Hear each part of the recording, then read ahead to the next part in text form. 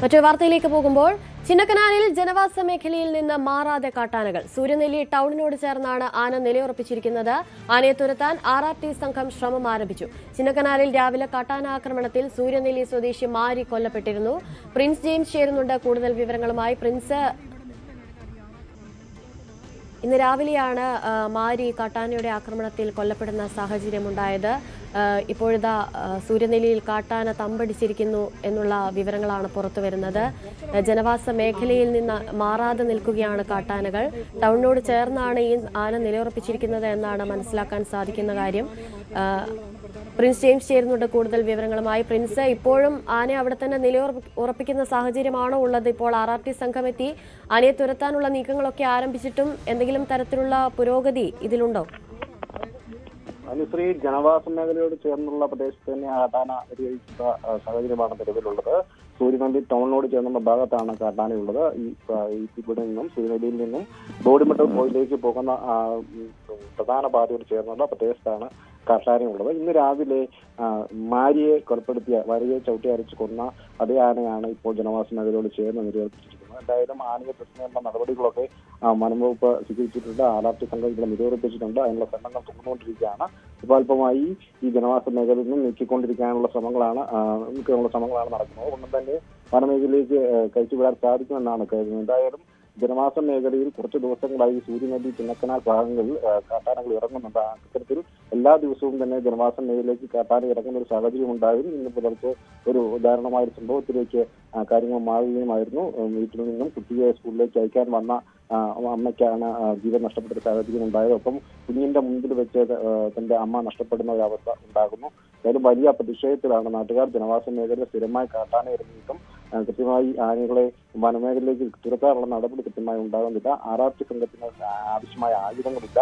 ആന ഇവിടെ ഇറങ്ങിയെങ്കിൽ പോലും അവയെ തുരത്തുന്നതിന് സാധിക്കുന്നില്ല. ആനകൾ സ്വമേധയാ മടങ്ങിപ്പോകുന്നതല്ലാതെ അല്ലെങ്കിൽ നാട്ടുകാർ വടക്കവും മുഖം പൊട്ടിച്ച് ഇവയെ തുരത്തുന്നതല്ലാതെ മറ്റു സംവിധാനങ്ങൾ പലപ്പോഴും പ്രായോഗികമല്ല. ചിന്നക്കനാല് സ്ഥിരം RRT സംഘമുണ്ടെങ്കിലും ഇവർക്ക് ആവശ്യമായ യാതൊരു ആയുധങ്ങളും കിട്ടുന്നില്ല. ആനയെ തുരത്തുന്നുള്ള സൗകര്യമില്ല. പടക്കം പോലും ജനങ്ങൾ പിരിവിട്ടൊക്കെ മേടിച്ചു കൊടുക്കുന്ന ഒരു സാഹചര്യമാണ്. വനംവകുപ്പ് യാതൊരു ഇടപെടലും നടത്തില്ല തുടങ്ങിയ ആരോപണങ്ങളൊക്കെ നാട്ടുകാർ ഉന്നയിക്കുന്നുണ്ട്. ഇപ്പൊ എന്തായാലും ഇന്ന് രാവിലെ പുലർച്ചെ ഈ ജനവാസ മേഖലയിലേക്ക് ഇറങ്ങിയ ആന, ഒരു ജീവനെടുത്തിയ ആന ഇപ്പോഴും ജനവാസ മേഖലയോട് ചേർന്ന് തുടരുന്ന ഒരു സാഹചര്യമാണ്. ഒരു മണിക്കൂറിനുള്ളിൽ തന്നെ ആനയെ ഊക്കാത്തിലേക്ക് കയറ്റിവിടാൻ സാധിക്കുമെന്നാണ് കരുതുന്നത്.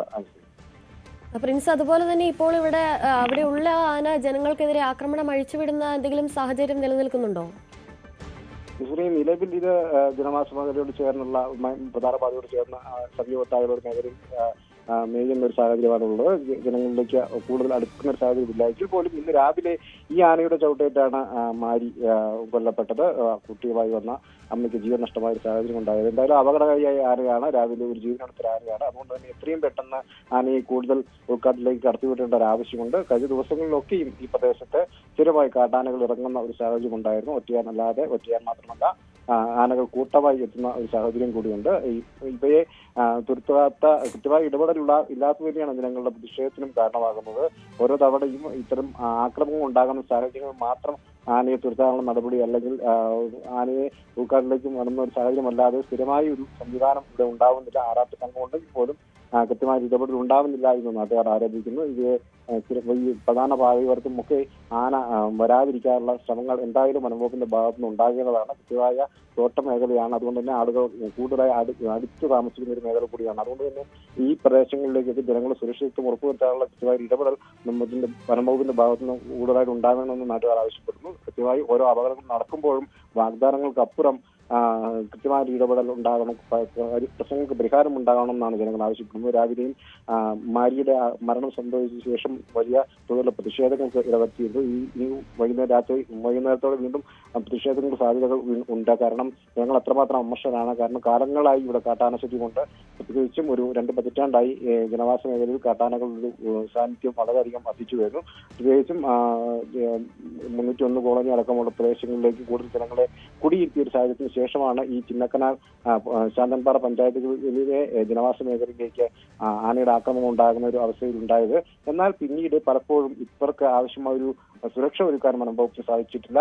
ജനവാസ മേഖലയ്ക്ക് ചുറ്റും ഫെൻസിംഗ് ഏർപ്പെടുത്തുമെന്നുള്ള പ്രഖ്യാപനം ഇല്ലാതായി.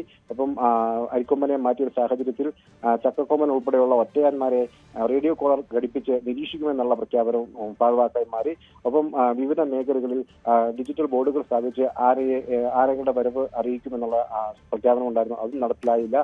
കൃത്യമായ ഒരു RRT സംഘത്തിന്റെ നിരീക്ഷണം അല്ലെങ്കിൽ നിരീക്ഷണത്തിൽ പ്രത്യേക സംഘത്തെ രൂപീകരിച്ചുകൊണ്ട് പല മേഖലകളിൽ ആനകൾ ഇറങ്ങുന്ന സാഹചര്യങ്ങൾ മനസ്സിലാക്കി എല്ലാ ദിവസവും ആളുകൾക്ക് മുന്നറിയിപ്പ് നൽകുമെന്നുള്ള ഒരു നിർദ്ദേശവും അക്കാലഘട്ടത്തിൽ ഉയർന്നിരുന്നു. അതും നടപ്പിലായില്ല.